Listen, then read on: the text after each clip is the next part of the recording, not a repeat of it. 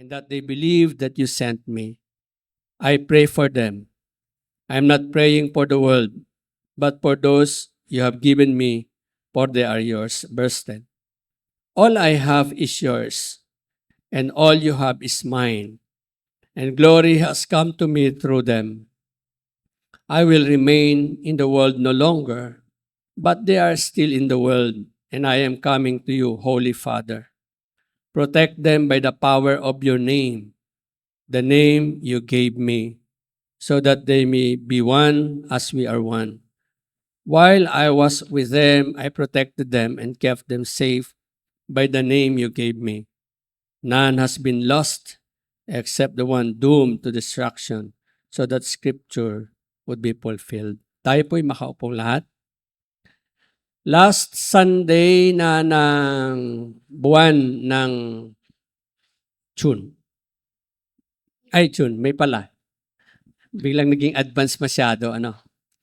So, parang ngayon pa lang nagiging March and April ang panahon. Supposedly, yung mga ganitong nag-uulan na po tayo, nagkakaroon na ng pagbagsak ng ulan, unti-unti nagko-cool down ang climate, pero hindi pa rin eh. No? But anyway, narito tayo. At kahit pa paano nadadampian ng malamig na hangin from sa aircon natin. And alam niyo po ba mga kapatid, it is, it is, nakaka-comfort kapag mayroong isang tao o nananalangin para sa atin. Now, that's why someone is praying for you. Alam niyo po, yung John chapter 17 is a prayer of the Lord Jesus Christ to the Father. Ito po ay na-divide sa tatlong parts. Unang part is yung prayer ni Jesus relating to the Father Himself. No? Yung unang part. Tapos, yung second part is to the existing disciples. Yung mga kanyang mga tagasunod nung panahon na yon. At yung third part is para sa atin. That future, ngayon ay present na siya. Ito po ay prayer para do sa mga mananalig sa Kanya sa mga darating na panahon. At ang content ng prayer ng Panginoon ay napakaganda.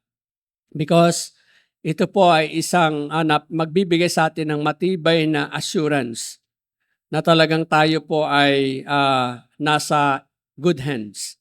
We are in good hands. Naniniwala ba tayo doon? We are in good hands kasi kahit po tayo ay nasa sanlibutan na punong-puno ng iba't ibang uri ng suliranin, punong-puno ng iba't ibang hamon, difficulties, temptations, wickedness. Parang tayo ay nasa mundo ng napakadilim, yet we're still safe because we are in good hands. Why? Because 2,000 years ago more than, someone has prayed for us already. And God is answering prayer. Amen? And who prayed that? Jesus prayed for us. So ano kaya yung content ng prayer? Yun po yung ating pag-usapan na magbibigay sa atin ng kasiguraduhan that we are really in good hands. Let us pray. Panginoon, salamat po sa patuloy na pagbibigay niyo sa amin ng pagkakataon to honor you, to worship you, and to be in this place as your church, as your people, as your body, and waiting sa iyong salita para kami inyong turuan. And today, we will talk about your prayers. At ang prayer na to, Panginoon, ay gawin niyo pong matibay na foundations na sinagot po ito ng Ama at patuloy na sinasagot sapagkat ito ay panalangin ng aming Panginoong Jesucristo, ang anak ng Diyos, ang siyang ulo ng iglesia. Ituro niyo sa amin ang mga nilalaman at ang katiyakan at magbibigay sa amin ng kalakasan ng aming buhay pananampalataya sa tulong ng Banal na Espiritu na tagapagturo, pinagmumulan at siyang pagmumulan ng lahat ng katotohanan.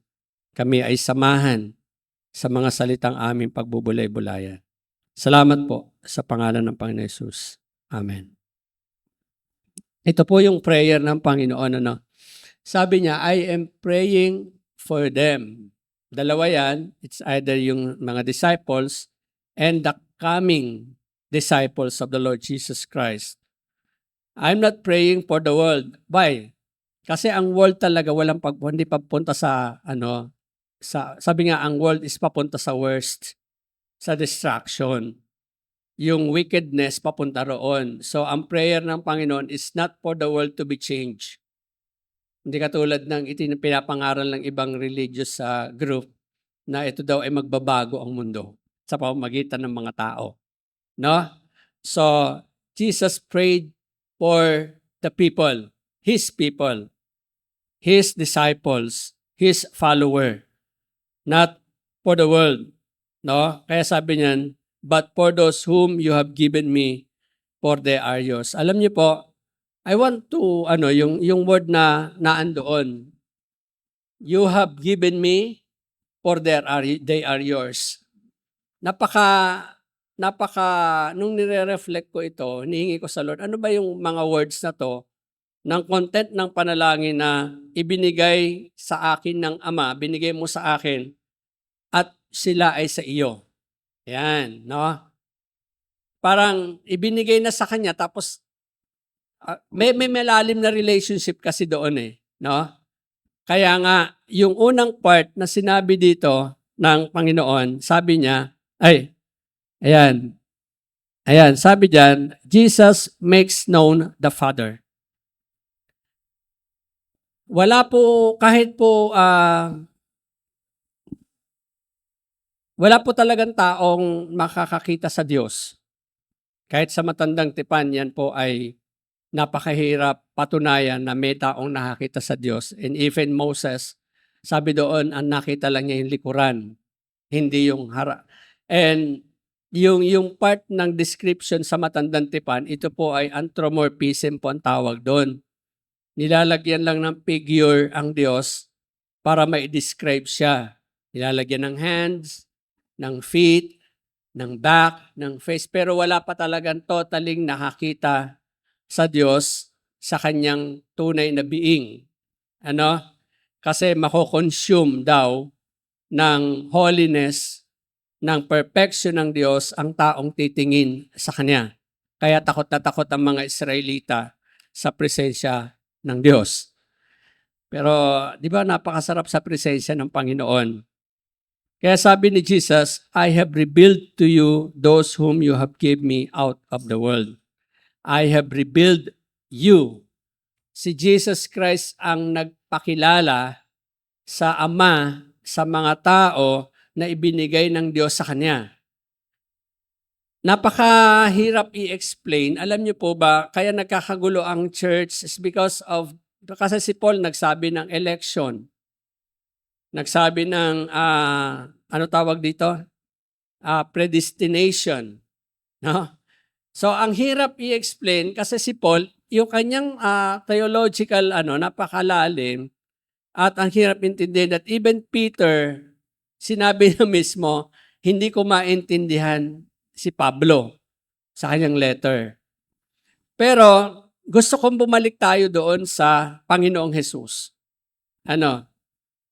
Ang Panginoong Hesus, siya ang nagpapakilala sa Ama. Kasi walang nakakakilala sa Ama. Walang taong nakakakilala sa Ama. Walang nakakakita sa Diyos. Now, when He prayed and He said this, I have revealed you to those whom you have gave me out of the world. Ito pa, merong sinabi siya na out of the world. Tingnan niyo yan, nasaan ba tayo ngayon? Nasa mundo tayo. So ano kaya ang ibig sabihin ng Panginoon na binigay sa akin out of the world? So ang ibig sabihin, pag tinignan natin mabuti, yung mga ibinigay ng Ama sa Panginoon Jesus is already separated one. Separated one. Separated in a sense that we are no longer sinners, but we are holy. Yung ibinigay ng Diyos sa Panginoon.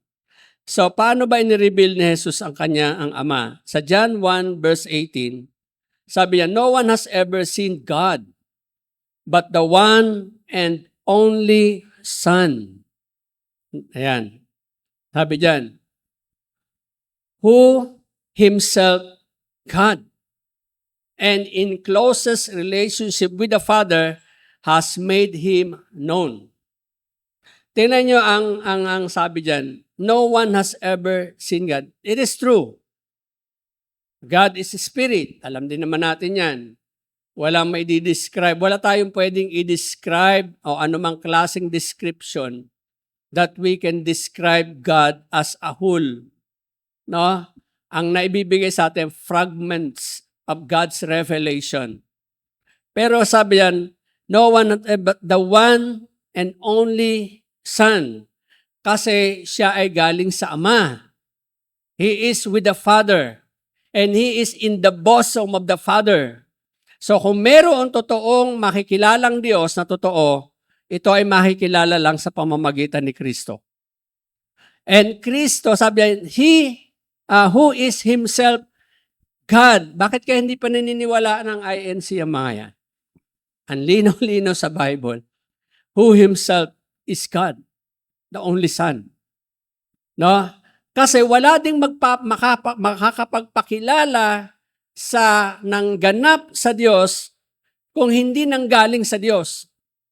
Nakuha niyo ba ang ibig ko sabihin? Paano mo may describe o may pakikilala ang isang taong hindi mo kilala? Paano ka makapagkukwento ng isang kwento nang hindi mo naranasan? Nakuha na ba natin? Ang ibig sabihin, si Jesus Christ, siya lang ang makakapagpakilala sa Diyos Ama, sapagkat siya ay galing sa Ama at siya ay Diyos din. Same character. Same ang kanilang substance. Kaya kung meron siyang sinasabi tungkol sa Ama, that is true. Katotohanan yun. At He is in the closest relationship. Ito kasi ang ginamit sa NIV. Sa iba is in the bosom of the Father. Yung parang nasa sinapupunan ng Ama. Grabe yung description, ano? And Jesus made Him known. So, if we really want to know God, first, let us know Jesus first. Let us have relationship with Him first. Kasi siya yung magbibigay sa atin, magre-reveal kung sino ang Diyos. At hindi na tayo sasamba kung kani-kanino pang Diyos.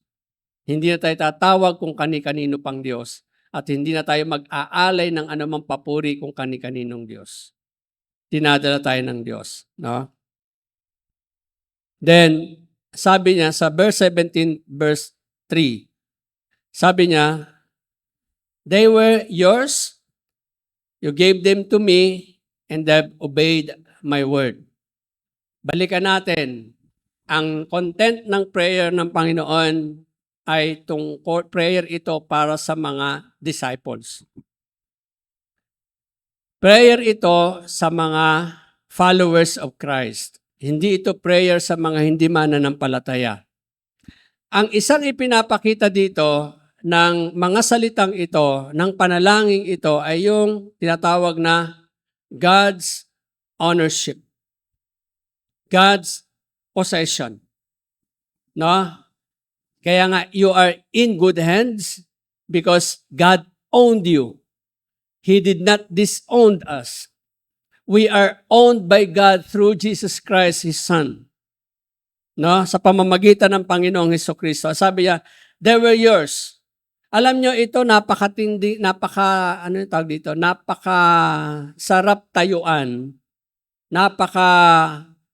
Parang nagbibigay ng matibay na confidence dapat sa atin. Yung word na, they were yours. Nararamdaman ba natin yung tayo ay God's possession, God's ownership? Kasi kung tayo ay pag-aari ng Diyos, wala nang makakagalaw pa sa iyo. Amen? Kaya ito yung sinabi niya dito sa John 10, verse 28 to 30. Ito sabi ni Christ, I gave them eternal life. they will never perish. See? Yung ibinigay ng Diyos kay Jesucristo, yung nananalig kay Jesucristo ay binigay ng Ama at sila'y nagtataglay ng buhay na walang hanggan. They will never perish. No one can snatch them away from me, for my Father has given them to me. And He is more powerful than anyone else. No one can snatch them from the Father's hand. That the Father, because the Father and I are one. See? Tingnan niyo yung word na to. Tingnan niyo yung sinasabi ng Panginoon. Tingnan niyo yung relationship of God the Father and God the Son. He is in the bosom of the Father. Di ba? Hindi po ito sinasabi si Jesus Christ ay ang Ama. Wala pong indications na sinasabi dyan. No? Makikita natin ang distinction. Ang sinasabi lang dito, lahat ng mananalig kay Kristo ay owned by God. And because you are owned by God, you will never perish. No one can snatch us from the hand of God. Tapos si Paul, sabi niya, who can separate us from the love of God? Romans chapter 8. Kahubaran, kagutuman, kasakitan, karamdaman, etc. No one can separate us from the love of God. Kasi tayo'y pag-aari na niya. Even Satan, si Satanas, na dati tayo ay tinangkang iposes, ngayon tayo ay possession na ng Panginoon.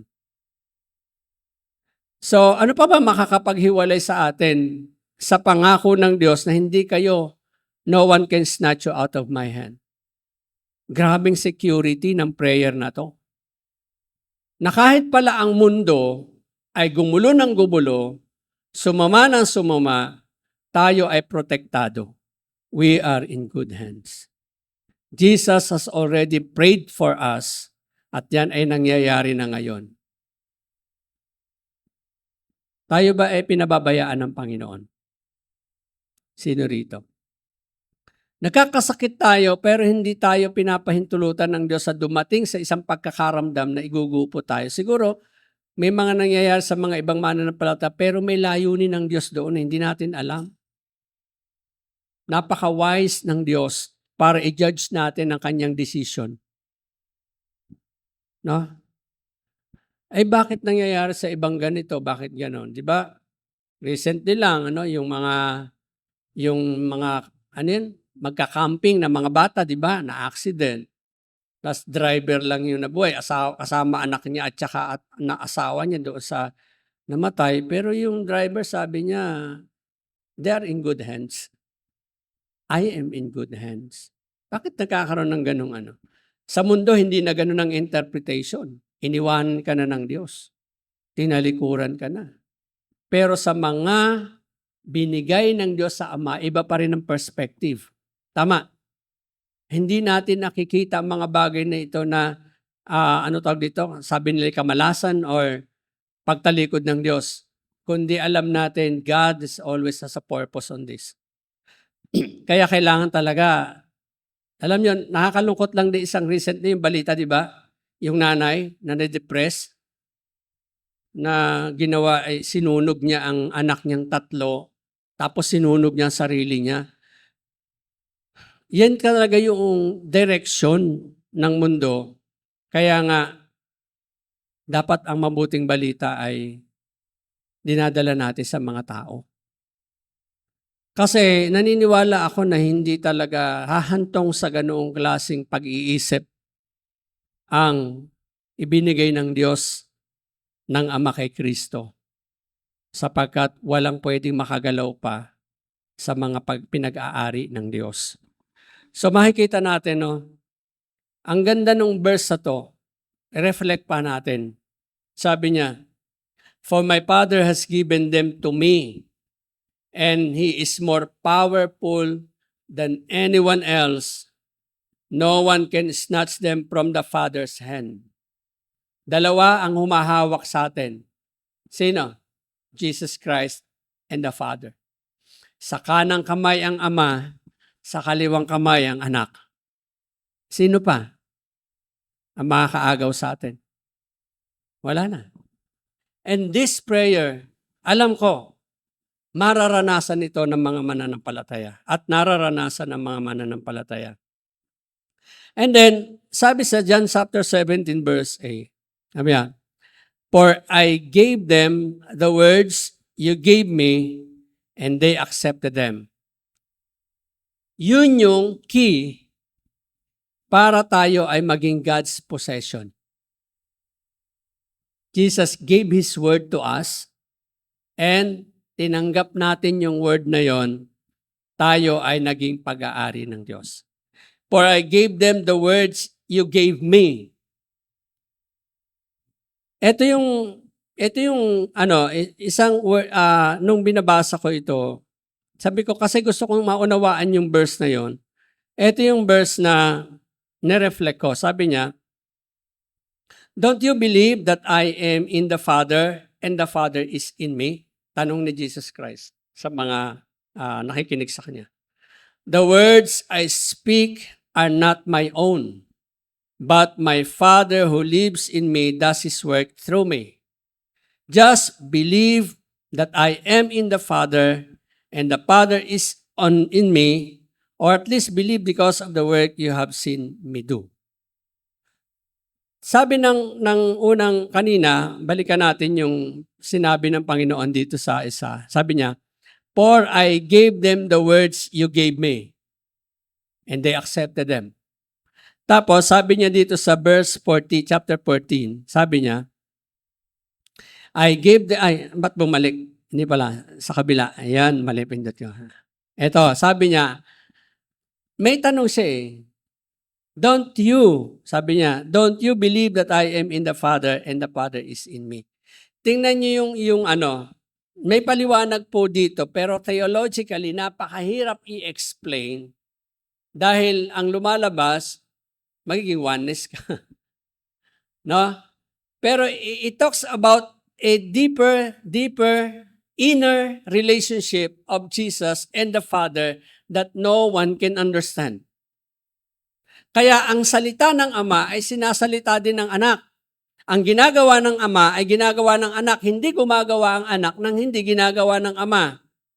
That the Father is also doing, saving us, no? Giving us eternal life, giving us His word of comfort, strengthening us the same way Jesus gave us His word. Kaya nga, sabi niya, paniwalaan niyo ako.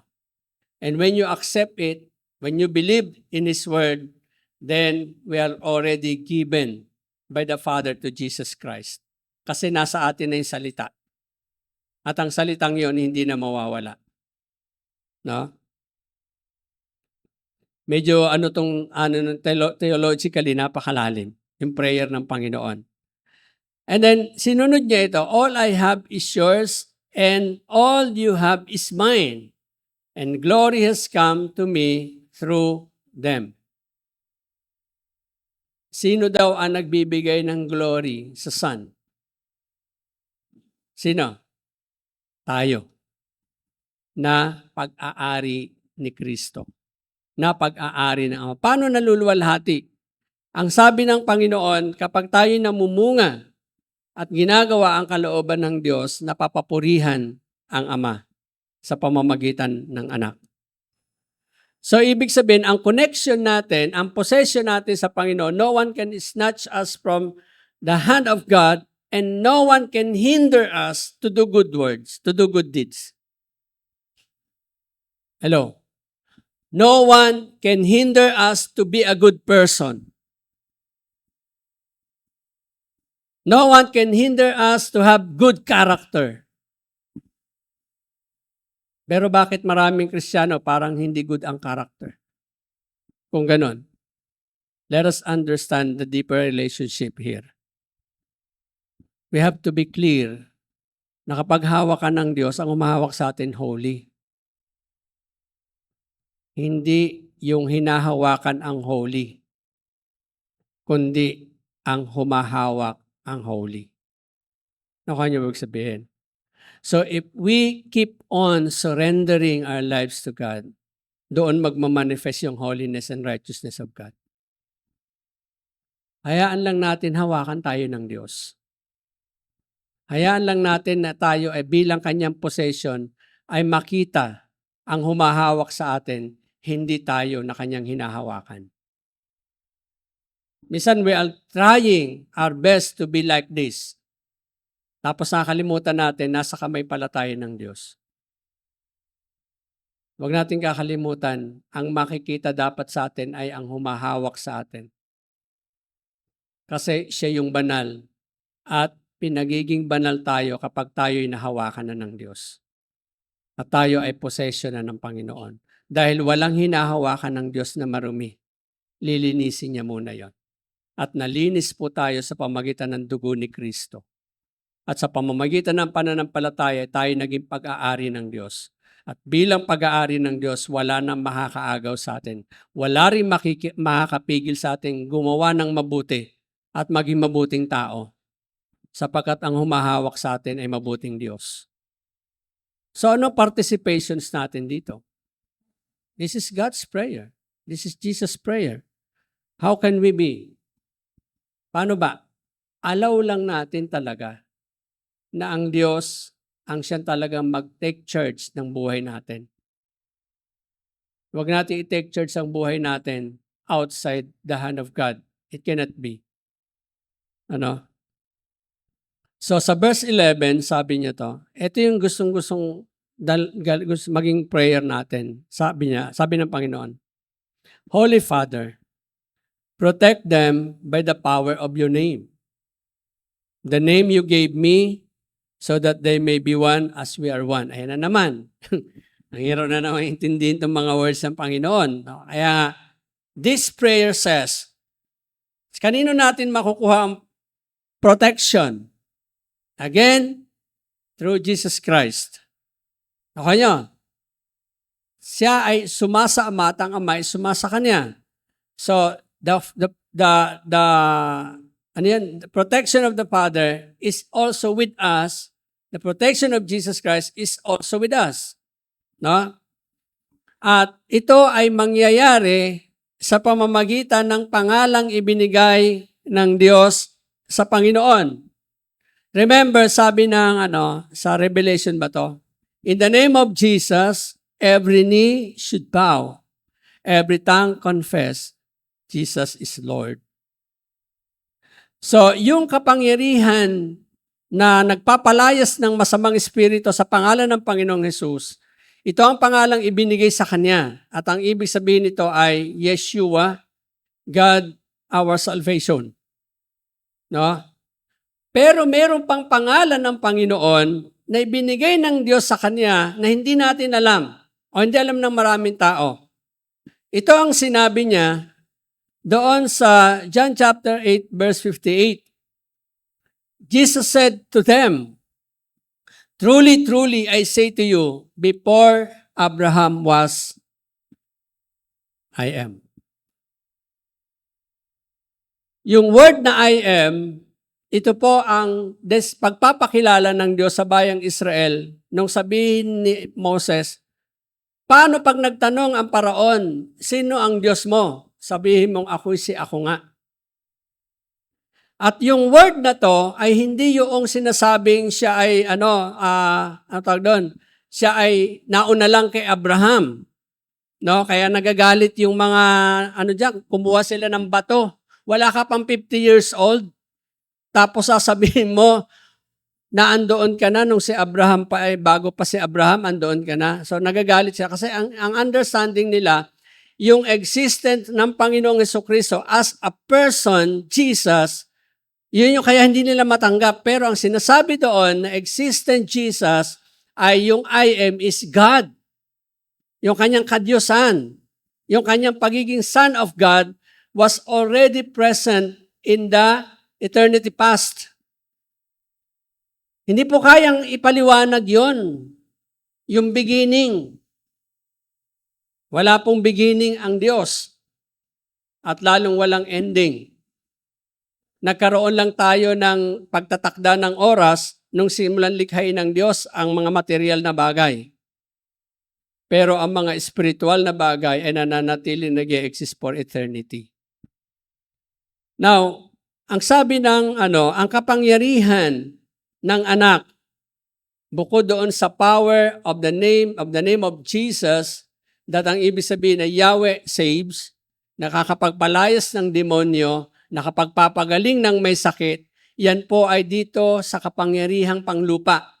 Pero sa kapangyarihang pang-eternity, yung word na I am, ay nagpapakita na si Jesus, bago pa siya ipanganak, siya ay nananatiling Diyos na. So ngayon, bakit kailangan natin pagtibayin ito mga kapatid? Kasi bakit na ang daming Kristiyano na sinasabing nakakilala sa Panginoon pero nawawala? Nawawala sa church. Hindi nagpapatuloy. Kasi hindi nila alam na sila'y hawak ng Diyos or baka hindi pa hawak ng Diyos. Ang alam lang natin, we are in the hand of God. Pero ang reality, wala tayo sa kamay ng Diyos. Bakit? Hindi tayo mapapasa kamay ng Diyos kung hindi tayo ibibigay sa Panginoong Hesus. It is God's initiative, not ours. Sabi niya, you gave me. You gave me, sabi ng Panginoon. At ang akin ay iyo. So, ibig sabihin, hindi po tayo ang nag-initiate para maging God's possession. It is God Himself made a way for us to be His possession. At ito yung assurance, kapag tayo nasa kamay na ng Diyos, wala na makakagalaw sa atin. Kahit ang Diablo, hindi na tayo gagalawin. Pero bakit ang tanong nga, bakit ang daming Kristiyano na ang tagal na sa church, nakakagulat. Tapos, konting-konting panahon na lang, uuwi na sa heaven. Tumalikod pa, nawala pa. Parang ganito, ilang hakbang ka na lang, makakarating ka na sa pupuntahan mo. Tapos sumuko pa. Ako na, pagod na ako. Hindi ko na kaya. Pero ilan na lang hakbang pala. Parang naranasan namin nagpunta kami sa nakakasakit na ng tuhod at binte, ayaw na titigil na, pero hindi ka makakarating kapag o may iwan yung ayaw magpatuloy. Pero wala naman nagpaiwan, kahit yung ating mga seniors niyan, senior citizen, laban sila ng lakad. Di ba? Ano ibig sabihin? Mga kapatid, the world is getting worse than ever. But one thing that God makes sure in us today, no one can snatch you out of His hand. Why?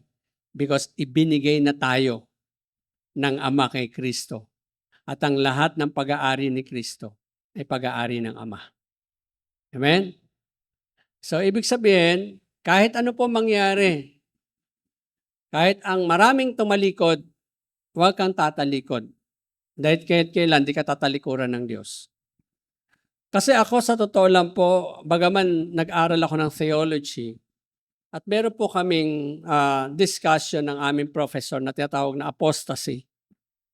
Yung apostasy po ay tatalikod daw at i-renounce ang kanyang pananampalataya kay Jesus.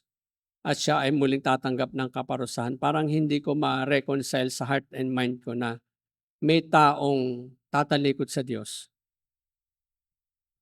Yung mga tumatalikod, hindi talaga sila nagkaroon ng tamang relationship sa Panginoon. Kasi ang meron nasa tamang relasyon sa Panginoon, hawak ng Diyos. Tinatakan ng Diyos. Paano pa yun mababawi? Hawak ka na, may tatak ka pa. Sino pa magmay-ari sa'yo? Wala na.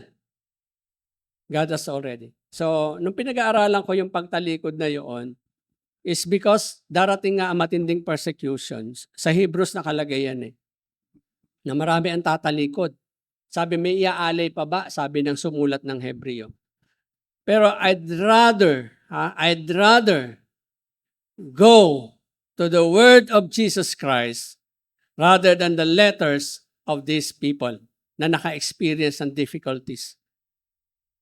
Ano sabi ng Panginoon? No one can snatch you out of my hand. Sabi diyan, I gave them eternal life and no one will perish. Except lang daw doon sa already doomed. Ano tinutukoy niya doon? Si Judas. Si Judas, kasama na ng Panginoon for 3 years. Na-witness na niya ang lahat ng pagpapakita ng Panginoon ng kapangyarihan. Nakakain siya ng tinapay mula doon sa out of small.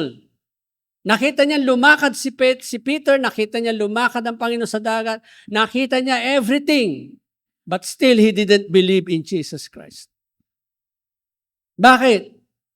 Unang-una, hinintay niya sana na mag-resurrect ang Panginoon.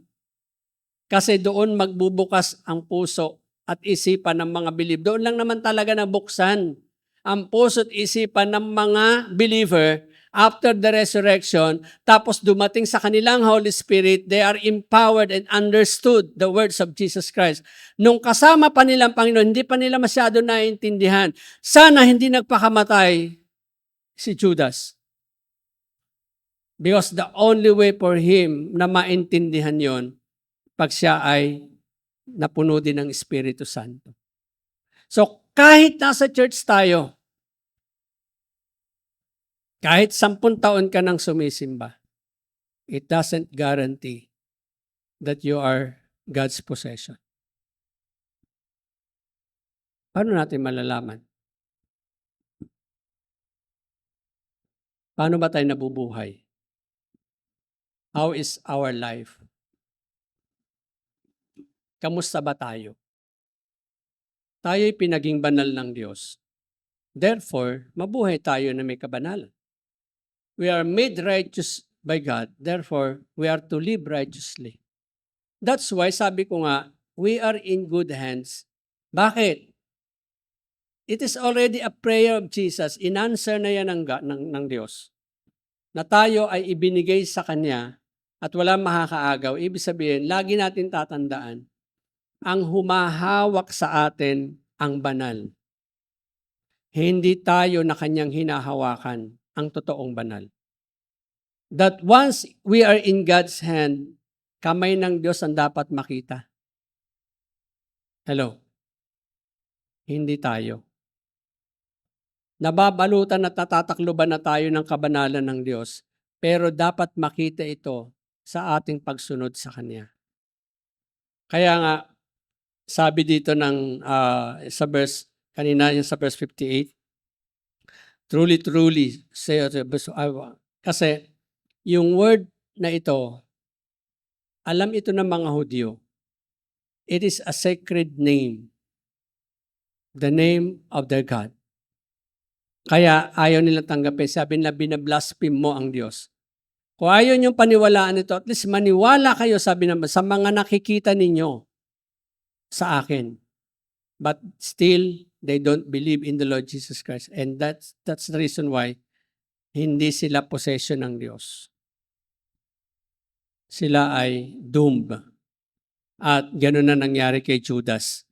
Kasama ng Panginoon, yet hindi naniniwala sa Kanya at hindi naranasan ang Kanyang kapangyarihan. So, sa conclusion, ito po yung sabi ng verse sa John chapter 14. Jesus said, all who love me will do what I say. My Father will love them, and we will come and make our home with each of them. Ganda nung sinabi ng Panginoon. Pupunta ako at maninirahan sa bawat isa sa kanila. Anyone who doesn't love me will not obey me. And remember, my words are not my own. What I am telling you is from the Father who sent me. I am telling you these things now while I am still with you. But when the Father sends the advocate of my representative, that is the Holy Spirit, He will teach you everything and will remind you everything I have told you. Again, the presence of the Holy Spirit, yan na yung seal. Yan na yung magbibigay sa atin ng, ano tawag dito? ng illumination of the relationship na meron tayo. Paglilinaw ng isip na tayo ay pag-aari ng Diyos. Paglilinaw ng isip na tayo ay sumunod sa kanyang salita. At ang sabi doon, ang nagmamahal sa kanya, kay Jesus, tinutupad ang kanyang sinasabi. Ginagawa ang kanyang sinasabi. At ang pag-ibig ng Ama at ang kanyang pag-ibig ay mananatili sa taong ito. At yung pinananatilihan ng kanyang pag-ibig, siya yung makakakita at kakikitaan noong kamay ng Diyos na nag-iingat sa atin.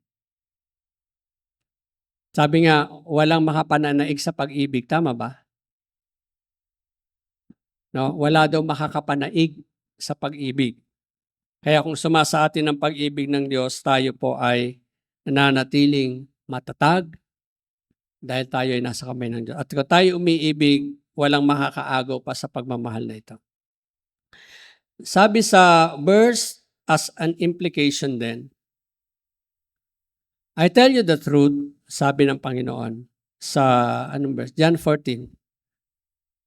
Anyone who believes in me will do the same works I have done. Ano kaya yung same works na sinasabi doon? Tapos sabi niya, and even greater works because I am going to be with the Father. So ano yung implication ng pagkakaroon natin ng pagbibigay ng Diyos Ama sa atin kay Jesucristo at tayo ay naging pag-aari ng Panginoong Hesus at naging pag-aari ng Ama na hindi kailanman maaagaw and no one will perish, tandaan natin, no one will perish except for those who are doomed. Siguro naman wala ditong doomed. Sino ba yung doomed? Yung akala mo ay as a church pero hindi pala naniniwala. Laman ng church pero hindi naniniwala kay Jesus. Hindi sumusunod sa utos ng Panginoon. At hindi talaga nagkakaroon ng tamang kaugnayan sa Kanya. Kaya walang possession ang Diyos sa Kanya. Sila din, pag dumating ang mga pagsubok, silang nawawala. Silang madalas bumigay. Sila ang naninisi sa Diyos kapag dumating ang mabibigat na pagsubok sa buhay. Silang naninisi ng kapwa Kristiyano. Dahil hindi talaga sila nasa kamay ng Diyos. Akala lang. Sabi ng Panginoon, I tell you the truth, anyone who believes in me will do the same works I have done. Pag binasa natin ang scripture, napaka-limited yung ginawa ng Panginoon. Tama. Ano yon? Sabi niya, tinupad niya ang Isaiah. Sa Isaiah chapter, ano ba yon? Yung sa Luke, na binasa niya yung scroll, na parito ako para palayain ang nabibilanggo, pakainin ang nagugutom, ano pa? Pagalingin ang mga may sakit. Ganyan, ganyan. So, yun ba yung gagawin natin? The works of Christ? Sabi niya, ang ginagawa ko ay ang ginagawa ng Ama. Isa lang naman po ang command ng Panginoon sa atin. Love. Love. Love. Love the Lord your God with all your hearts and with all your soul, with all your strength. And love your neighbor as you love yourself. Kapag tayo ay umiibig, tinutupad natin ang utos ng Panginoon. Sapagkat ang kanyang ginawa dito sa mundo ay ipadama ang pag-ibig ng Diyos sa sangkatauhan. Hindi lang ipadama, i-demonstrate, ipakita. Kaya naging konkreto ang pagkakilala ng Diyos, ng tao sa Diyos dahil naramdaman ng tao ang touch ng Diyos.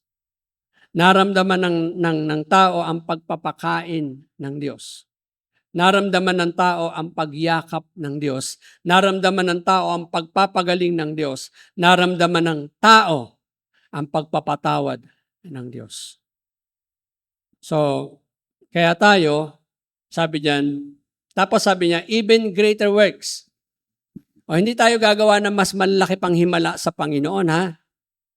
Ang ibig sabihin niyan, you have all the opportunities to do the ministry Kasi si Christ 3 years lang nag-ministry. Kayo, ilang taon na sa church? Ako, ilang taon na sa church? Ilang taon na nagpapastor? Pero hindi greater na katulad nung ganito.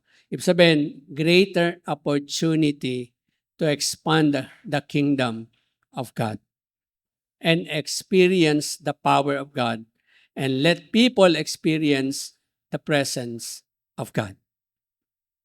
Kaya nga sabi niya, if you can ask anything in my name, and I will do it, so that the Son can bring glory to the Father.